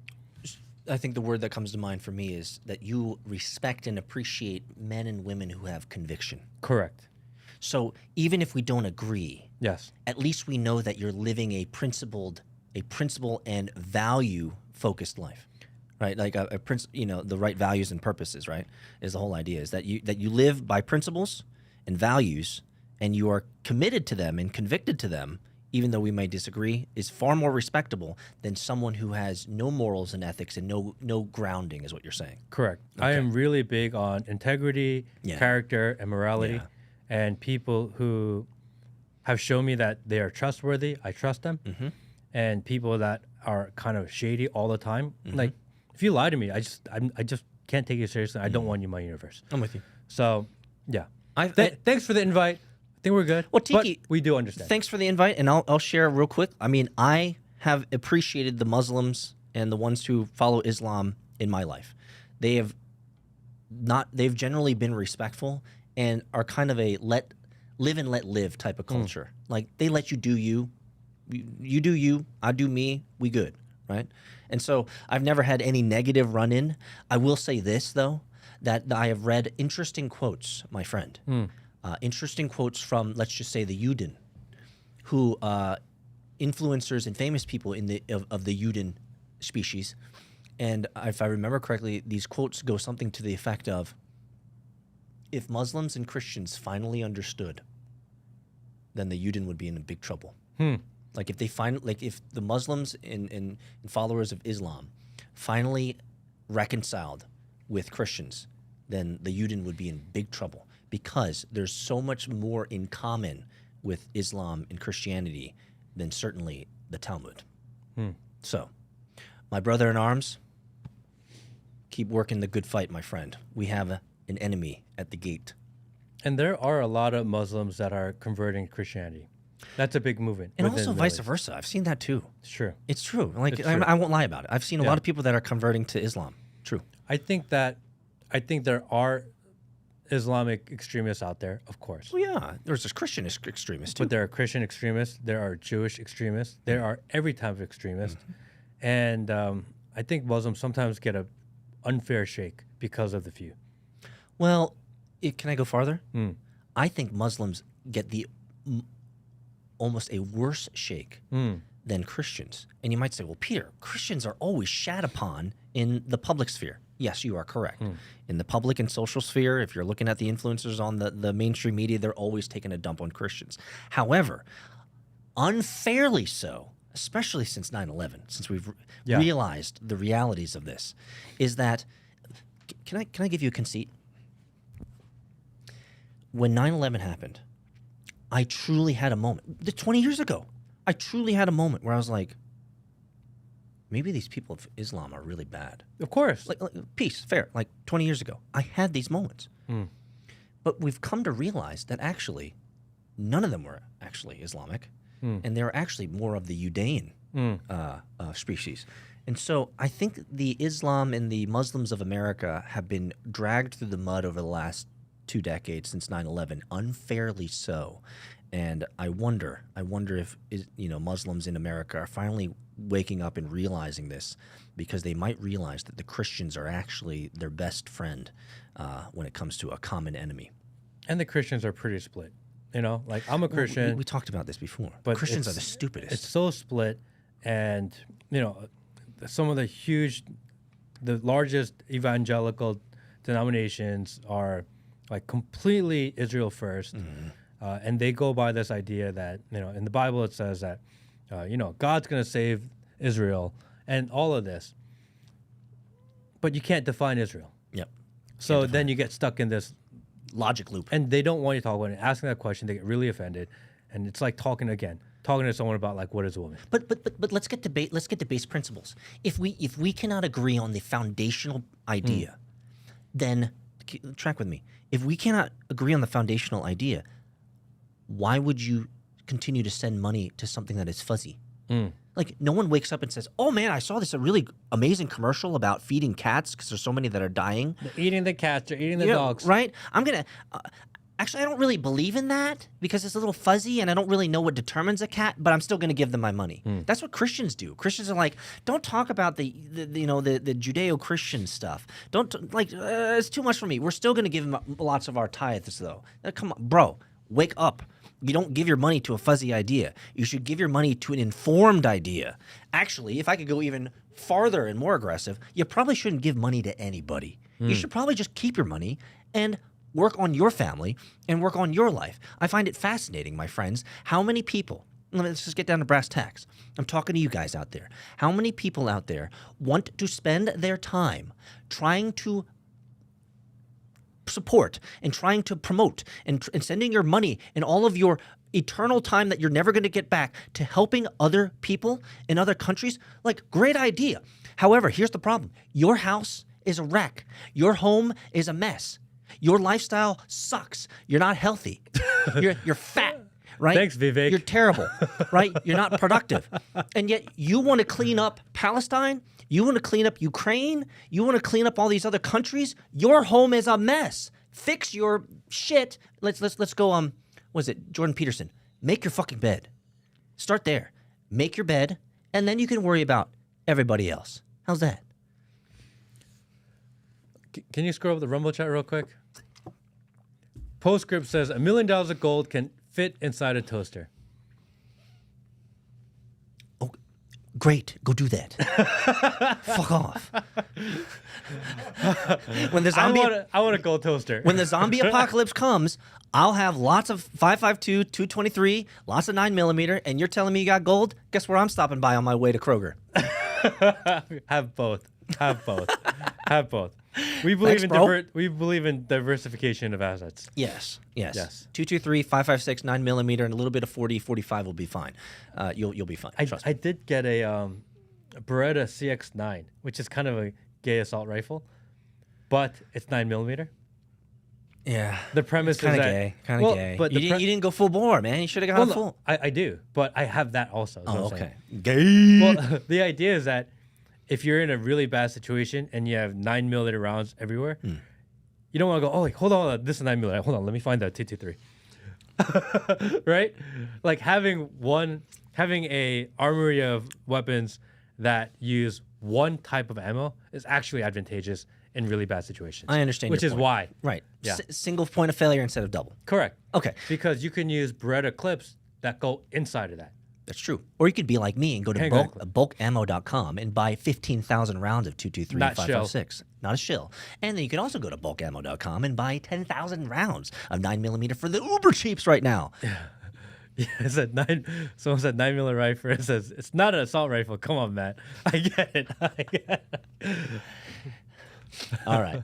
1983. Are you really that low IQ? Man, if I had an IQ of 1983, man, that's like genius level. I should be being able to levitate my body. Like if I have an IQ of like 1923, that's amazing. 1986. 556 says Dustin. We'll take 556, baby. That's what it's all about. So this has been coming a lot. Is there any crypto you have investments in? Maybe XRP? Could you do a podcast on investing, like Roth or financial freedom? Praise Jesus.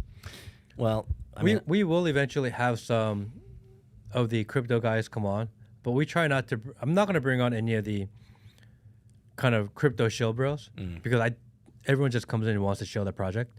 Yeah. But I think if we bring in guys that are actually working on projects, we may have Mew on. It's something that we're working on. Yeah. So Mew is the guy that started Jupiter.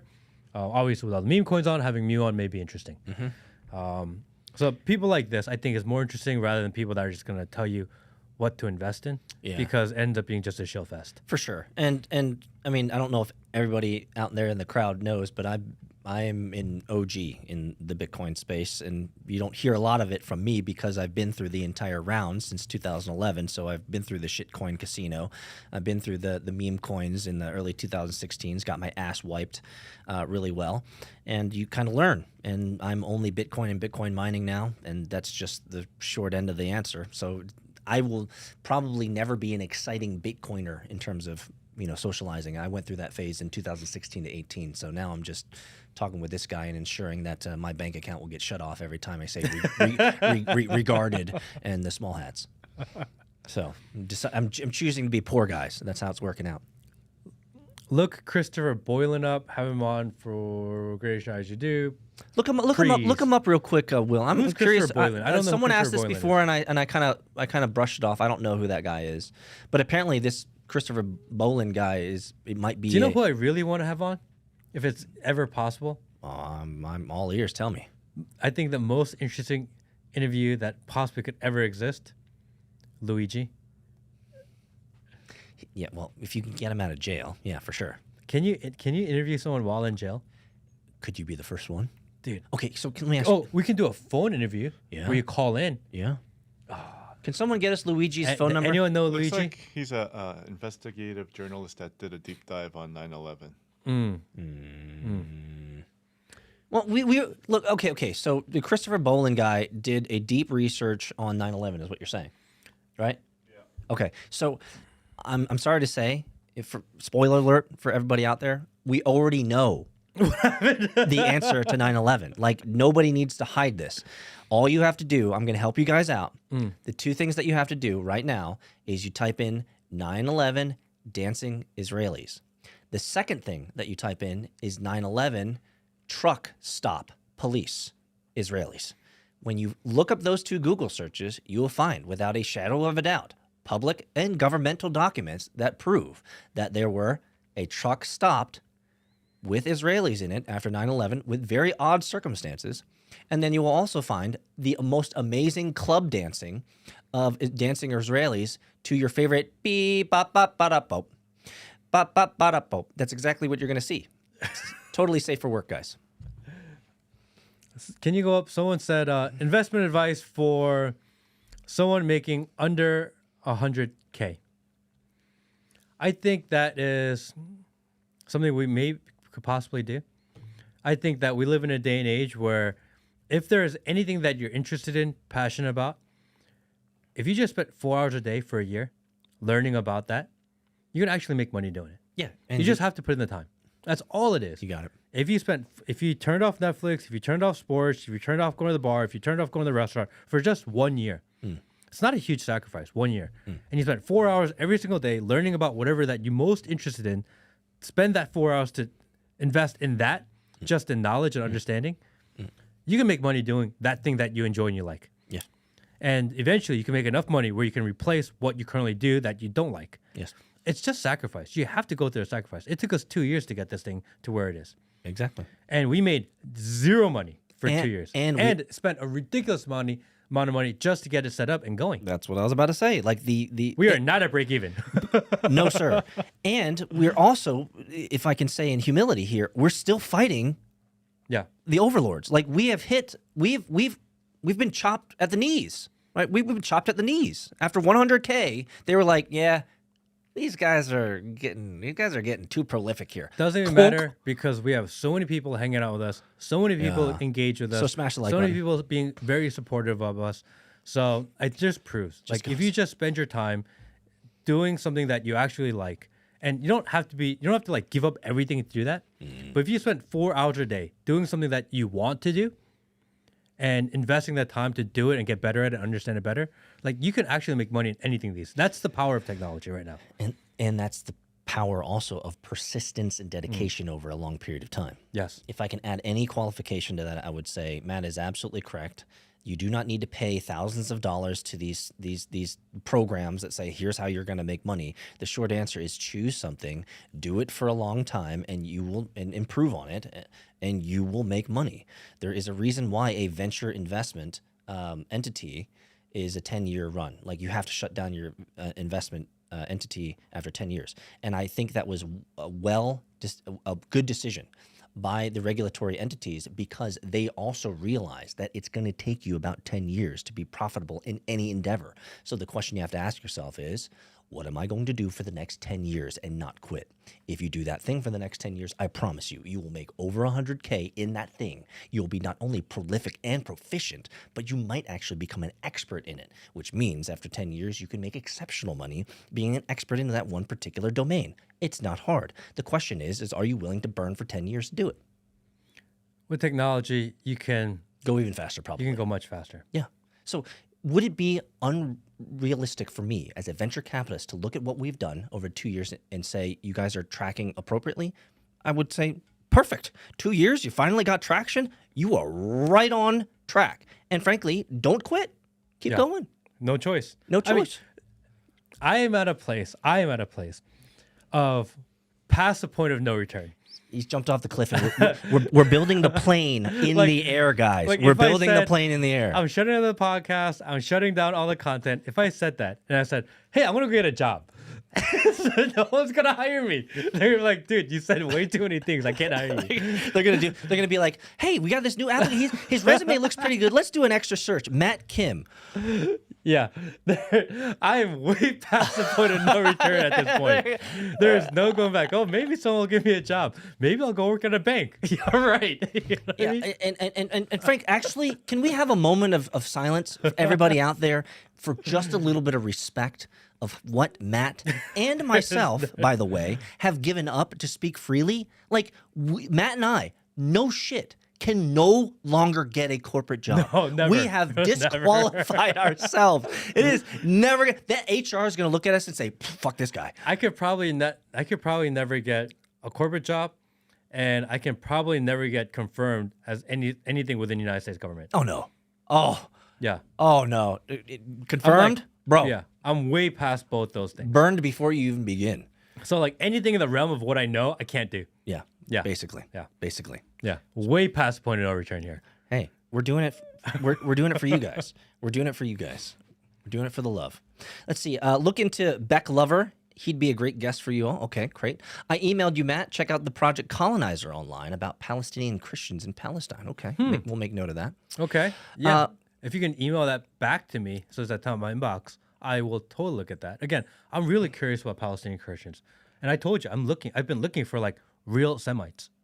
Real Semites. Yeah. Keyword. And real. when you say Semite doesn't mean actually the context and definition of Semite doesn't mean Jewish. The definition of Semite is people from that land, descendants of Shem. Yes. So you mean the original people that were there? Yeah. Oh, okay. So if there's Palestinian Christian, I'm curious. I've been very curious. We'll take it. Let's see. What about Ashton Forbes and his MH30 research? I'm fully convinced the facts he presented. In fact, Trump needs to declassify those files. Well, AI is a great place to work. Well, guess what? Matt has interviewed him multiple times. Ashton Forbes is a good friend, Yes. good friend of ours. He's in our community too, by the way. Yeah, he actually hangs out in the Discord. You So can if you guys are in ask him Discord- directly. Yeah, you can find him in the Discord. He does hang out or come around every once in a while, and every once in a while he'll come hang out in a stream. So Ashton Forbes is a friend of the show. We really appreciate what he does. I genuinely believe that he believes what he says is real. Not Israel, is real. Yes. Yes. And Yes. and How weird.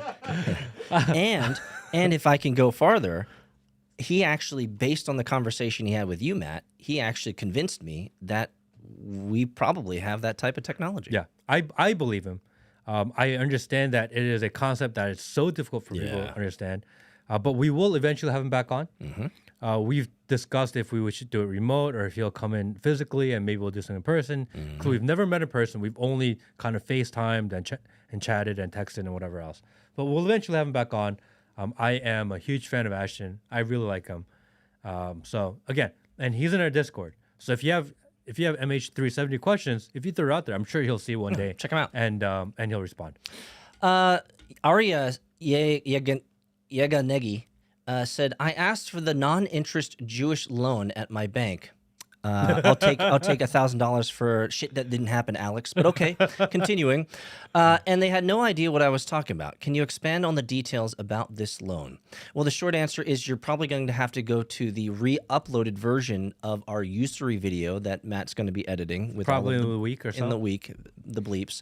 The reality is, I think the short story is, it is real. Number one.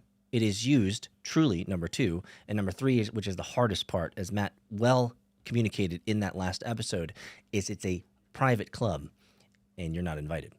And so the reality is that in any financial, let's say, if you want to get into any deep financial, let's say, opportunities in that world, you need to meet the requisite requirements and cultural requirements and doctrinal requirements so that you can get access to these types of provisions and advantages. That's the reality. For me, as a dirty, dirty dogshit goyim, I don't have access to these privileges, and neither do you. Can you go to Brett McCracken's chat, please? It has been a pleasure to hear a discussion on certain topics others are too afraid to talk about. Cough, cough. Are you afraid that you'll be removed from the platform for having bravery to discuss these important issues? Brett, Matt, would you consider what we're saying as brave, or is this just kind of what we do? I think it's actually necessary. Ooh, tell me more. I think that you have to have tough discussions. I think that you have to have the discussions that you're having at home publicly, because if you don't have them publicly, then the world doesn't know that people are thinking it. You can't improve society if the best ideas are hidden away. You have to have these, otherwise the other narrative wins. The only way to combat the narrative is also to have the opposite side, whether it's right or wrong. There has to be some sort of balance. I believe in balance. There has to be balance in the world. The yin and the yang. If someone is super left, or someone super controlling, or someone is super like dystopian future new world order, like you have to have the people on the opposite side going, no, like I don't want any of it. So Like Ted Kaczynski is like actually kind of necessary. I was about to go there. So what you're saying is You need these people. a Nick Fuentes is necessary, It's necessary. and Alex Jones is necessary. I mean, he's so controlled. He's part of the apparatus. Understood. But you need people on both sides to have a voice and ability to get their voice out there, because otherwise you don't ever find out, number one, what the truth is. Number two, you actually don't ever improve as a society, and you get molded into one dystopian view of a world where actually that doesn't represent what the entirety of the world wants. There has to be some sort of balance. So let me ask you a question, extrapolating on this.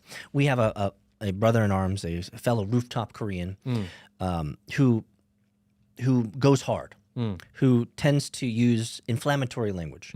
Now, the question is simply this: if we are all part of the body of Christ, if we are all part of the body of God, the church, let's put it that way, then is aggressive Nick Fuentes / Arthur, / whoever, are they a necessary part of the body? Do they have a purpose is, I guess, another way to look at it. I think because we have so many extremists on one side, you need to balance it with some extremists on the other. That right. I think so. Because I like balance. Fair enough. I like order. Fair enough. I think there are some that would argue vehemently on the other side of that and say, no, Matt, we should not fight fire with fire. We should fight fire with love and peace and less aggressive and egregious and inflammatory language would be the argument for that. So what would you say to those individuals who are say, Matt, those individuals cannot be the body of Christ. They cannot be part of what we're doing because they are fighting fire with fire and using inflammatory language. What would you say to them? I don't think the language is the hard part. It's just a matter of opposing ideas. I think just because one person, people speak all in different ways and manners. And people often forget that even Jesus, he was not this, I love everyone and like I'm just going to accept everything around him type of guy. He was critical of the Pharisees. He was critical of hypocrites. He was critical of people that, that didn't believe something. And he was accepting of people that may have been considered deplorable. Yes, for sure. So there's a balance there. Just because people say, a lot of Christians say, you got to be like Christ. And therefore that means I just got to love everyone and be like accepting of everyone. No, like actually Christ did not do that. He's kind of a warrior. Yeah. There's nothing wrong with calling out the bullshit when you see the bullshit. Nothing wrong with calling out the hypocrites when you see the hypocrites. There's nothing wrong with that. Okay. And it's almost necessary. That's what I believe. So I appreciate the comments, guys. There are many people who are useful for the economy of God. Opinion on IBIT ETF. I know it's not Bitcoin, strays away from the core concept of what BTC is, but as an investment store of fiat value, considering fiat isn't going anywhere in the 100 years. SAR, says NJ Don 89. Got to respond to the SAR. Got to respond to the SAR. The short answer is the financial engineers of Wall Street are going to do financial engineering stuff, which means what we find now in the stock market is you no longer actually own the underlying asset. You buy an abstraction of a pink slip of the underlying asset. That's what an ETF is, right? It's an exchange trade, right? It's commoditized abstraction. That's why you have ETFs. So that's why you have ETPs. You guys know about this. And so let's go to Bitcoin. Will the financial engineers create abstractions away from the underlying core asset? Of course, brother. They need to hypothecate more value so that they can make more money off of what you're putting in. So the short answer is, do you want to play the game and make more money and diversify? Probably. So you should probably invest a little bit in IBIT, not financial advice, but the core Bitcoin's probably the better decision. I do not like this version of Bitcoin. I like the idea of having a decentralized currency where people cannot control, where you can have commerce with who you want to, be able to send money as you want, and have an opportunity to use a cryptocurrency as a replacement for the US dollar. That was the promise of Bitcoin. That was the purpose of Bitcoin. That's why the original people that got involved in Bitcoin. Yep. And now it's a speculative game where the banks control and the government controls, and everyone treats it like the store of value, which is not what it was supposed to be. And I get it, people are making money. However, by using it as a store of value rather than a currency, what we are doing is we are giving the government control of our currency. Yes. And by normalizing the idea and Trump creating this meme coin and normalizing the idea of speculative gambling on meme coins, what he did was put a nail in the coffin of potentially having a actual usable, tradable cryptocurrency for commerce. So what he did was, number one, fighting words, Matt. What he did was, he solidified the US dollar, he solidified the value of the Fed, made sure that no one can escape the dollar, which is great on the side of America. However, we know that the US dollar is broken, we know that the Fed is broken, we know that they manipulate the currency at our demise, at their benefit, and they've just made their stronghold in that apparatus stronger. So if anyone was hoping, we want cryptocurrency because we want to be able to be a decentralized future and not let the people control our way of life, the Trump meme coin killed that dream. That's some fighting words. So clearly you can see the differential here. I'm focused just on the financial opportunity. Matthew is focusing on the philosophical considerations of this. So yes, any abstraction away from Bitcoin is diluting the core asset. That's kind of how it works. But that's how you make money, by rehypothecating things that have nothing. Is what it is. Again, Welcome to Bitcoin was not welcome supposed to to be an usury. asset. It was supposed to be a currency. Welcome to Usury 101, right? Hypothecating value out of nothing. Like, that's how it works. Super chat from Samson says, they say that no one shall ever enter paradise unless he is a Yudin or a Christian. These are their fancies. Say, bring your proof if you are truthful, says Quran 2-111. Well, my friend, I'm not a Islamic scholar, so I don't know if that's true or not, or if that's taken out of context. But let's go to Brett McCracken. We did that one. Oh, we already did that. Let's go to wow. It says AI. Wow, I had no idea. That's amazing. We'll be joining the Discord. Yeah, check out the Discord. Just check out the Discord. Hi from Kansas City, Missouri, says Cobra Powell. Welcome from Kansas City. We love you guys. We understand that you are being overrun by migrants and immigrants and people without documentation. So you tell us, Cobra, whether that is a true story or not. Murcash over on Rumble. Thank you, buddy. Great content, guys. Appreciate your perspectives. Thank you, sir. Thank you. And breaking news from Jackson GPT. Breaking news. Everything a bit worse than yesterday. No lies detected. No lies detected, friend. Thanks for bringing us one notch down. I am very cognizant of the fact that at any given day we can be taken offline. Oh, bro, we crossed this bridge. Yeah, we're on way past that. We're on borrowed time, friends. I do understand that that's a possibility, and eventually we will create a platform and a community space that's outside the system that people can eventually gather. It's something that's kind of not been working on, but working on. We have a lot of friends in the decentralized tech world. We have a lot of friends that are in the decentralized media world, and it's just a matter of time before one of these guys really figures it out. So we're letting the programmers and the coders do their thing. They are more in the libertarian, get away from the system type of mindset. Yeah. So not for profit or not for their personal gain, but they believe that this is necessary in the world. I want to support someone that believes that. And I feel like that is something that will eventually happen. We will eventually move our streams to whatever platform that is, and we will be more free, we'll be more open, it will be decentralized, or at least the servers will be in a place where they cannot be removed. Let me ask you this, because I read an interesting article a couple weeks ago and this person was making a case for the demise of YouTube, that we've jumped the shark. We've hit commoditization at mass, even though there's a lot of, YouTube is the primary mechanism in which most people drop their content. He came in with some very interesting data points of how the overall YouTube is going to be essentially replaced at some level. So here's my question to you, Matt. What do you think? Are we going to find a better version of YouTube? No. YouTube's going to be the best for a long time. You think it's too large? It's too large. It covers the entire world. There are too many people on it on any given day, and you can upload something, and you can reach pretty much the entire world. Rumble, as much as we love Rumble, it is 20 million, 30 million Americans in America. Yeah. That's the limit. That's the maximum reach you can have. And people say, well, 30 million people is a lot of people. It is a lot of people. But amongst that, there's only a small sliver of the population that actually care about what you say, what I say, what we say. So Google has like 6 billion people in their ecosystem. You got it. And that's going to be a very tough thing for someone to eventually catch up on. They had first movers advantage, and they got so far ahead. And because they have so many people, they have all the advertising. And the advertising is what funds a lot of creators to go. Yeah. So you can grow your community on YouTube and then take them somewhere else, but your YouTube will still grow faster than your community. It's almost an unfortunate default. Economies of scale. You just it is what it is. And I wish it weren't that way because YouTube is really tough to work with. Oh yeah. I mean, we're fighting the belly of the beast right now, man. They keep taking our shit down. It's terrible. YouTube will never be completely free speech. It's impossible.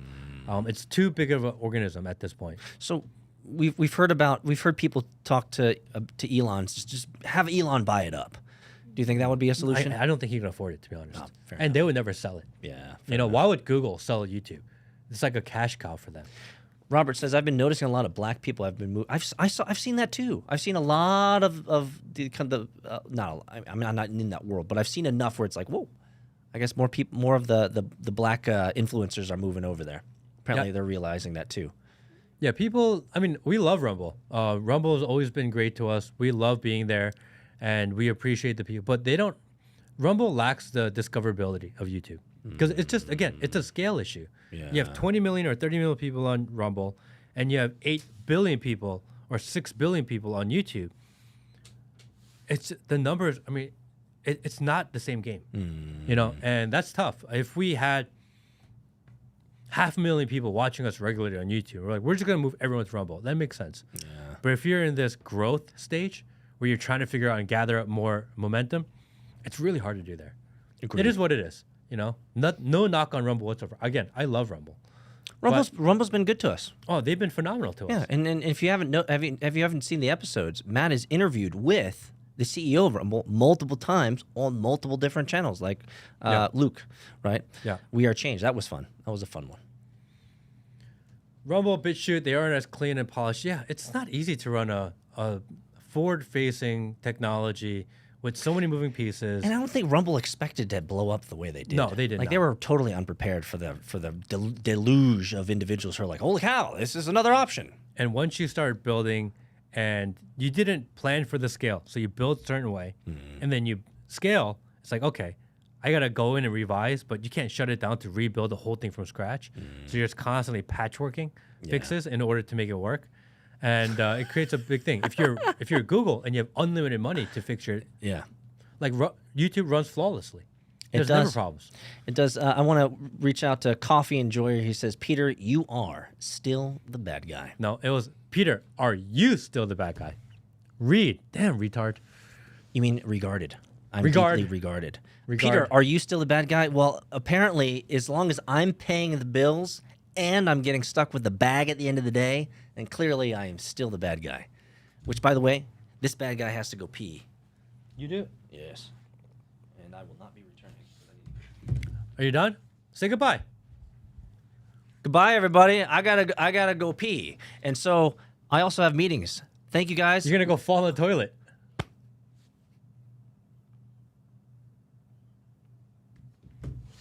I think he did. Well, we'll just cut you out of the screen. You're not even on anymore. You're not even on anymore.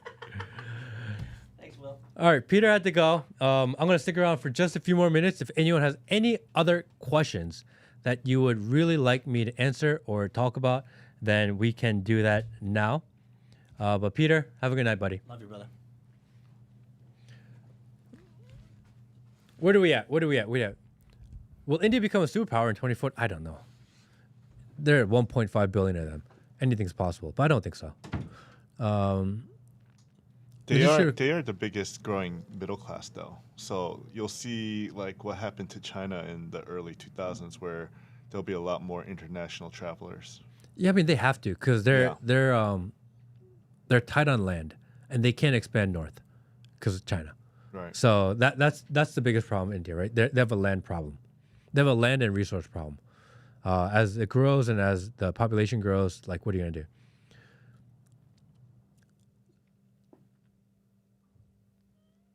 Let's see what else. Anything we missed so far? What's this Dajjal rabbit hole this guy keeps? Did you go down saying? the Dajjal rabbit hole? I don't know what that is. I guess we can look that up. Okay. What happened to Dr. Shiva out there? You interview him. Again, we talked about this already. Dr. Shiva is in the queue. We just have to sanitize it a little bit because Dr. Shiva did go a little hard on the paint. And if we were to put it up as is, it would get deleted within, I don't know. It would get deleted. It wouldn't make it past like the initial pre-scrub. So we have to sanitize it just a little bit in order to do it. The Dajjal is an Islamic messiah, or it looks like a false messiah. So I guess that's a rabbit hole to go down. But they have too much diversity in China and India, like China. That's true.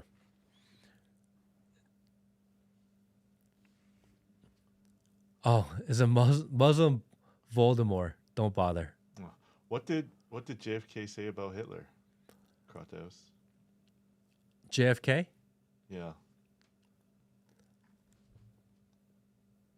Kratos said, read about JFK and what he said about Hitler. What percentage of Korean Americans are Christian? I'm going to say like, what, 50%, 40%? Maybe 50, 40%. I think 30% of Koreans are Christian. And then in the United States, it may skew a little bit higher. And I think that's because when Koreans come from Korea,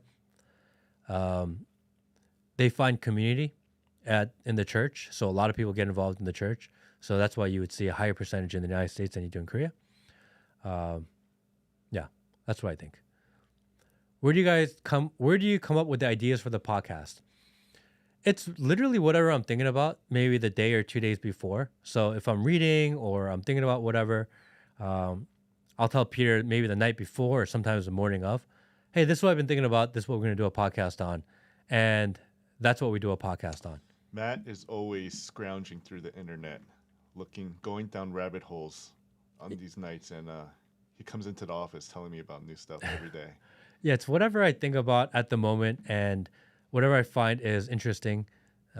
If I start reading about something and I find a rabbit hole that I really enjoy, then we will just. Oh shit! That will be Mimi, you had a super chat. Let me bring you back up. Where did it go? Oh, okay.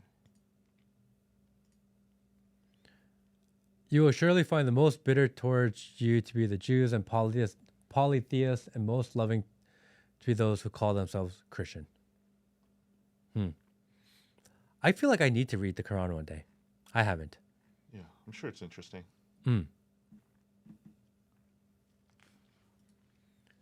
Can't wait for your private platform, guys. I will join this club for sure.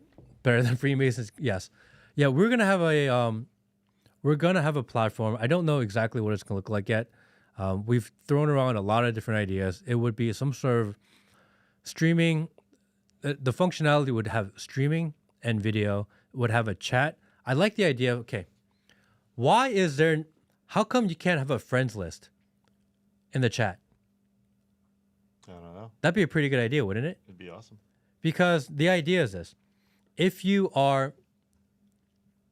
someone gives you 4 tickets to a baseball game and none of your friends can go, do you go to the game? Probably not.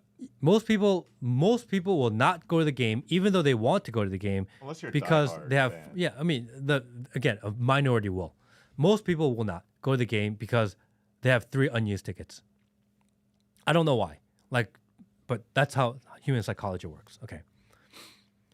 If someone invites you to a game and you find out your friends are going, but you have 0 interest in baseball, but 3 of your other friends are going, you will go hang out to watch that game, even though you have 0 interest in baseball.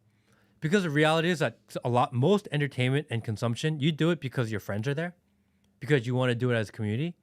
And although it's great that we have a chat and people start to recognize each other, what if you can start marking in the chat? Like, oh, I like this guy. This is my friend. And therefore, people start watching content together because your friends are there together. And you start having conversation about the topic, whatever you're watching, together because you're all there. I think that would bring communities of people to watch certain content together. I think that's a really interesting idea. I don't know what you guys think, but I think that having a friends steal list. your idea. Yeah, I think having a friends list in a chat is actually a really good idea. Who's John Mearsheimer? Mearsheimer? Larry Fink. And I think we have to have Larry Fink's grandson on. Yeah, you've already talked to him, right? Yeah, I've spoken to him. What's his name? forget. Mark. Beauty Mark on TikTok. Beauty Mark on TikTok. I've been talking to Mark, who is Larry Fink's grandson, who is super based. I think we will have Larry Fink's grandson, Mark, on the pod sometime in the near future. I've been talking to him. Talk about flat Earth. Dude, there's nothing more polarizing and gets you mad than talk about flat Earth. Because Man. I tried. You guys should have mentioned that when Peter was here. He has a lot to say. I tried having a flat Earth conversation. I'm not a flat earther, but I think the premise of it is really interesting. I think it's fun to think about. I think a lot of things that are extreme are fun to think about. And I tried to have a casual conversation about flat Earth, and people started sending me messages saying that you can't do this, that you can't do this. If you start talking about flat Earth, I'm out here. Like, why? why is flat Earth so polarizing? Why do people get so mad at talk about flat Earth? If you believe it or you don't believe it, it's not going to change the world. Why can't you just think about it? I don't know. And then all of a sudden the flat earther's like, no, it's flat. Stop being crazy. The round earth is like, dude, we had this conversation and Peter and Will were in the room while we were having the conversation. And all of a sudden I have a whiteboard out in the next room. They were at the whiteboard making diagrams and drawings, trying to prove their point to each other. And they were so mad. And I was like, oh, this is what flat earth does to people.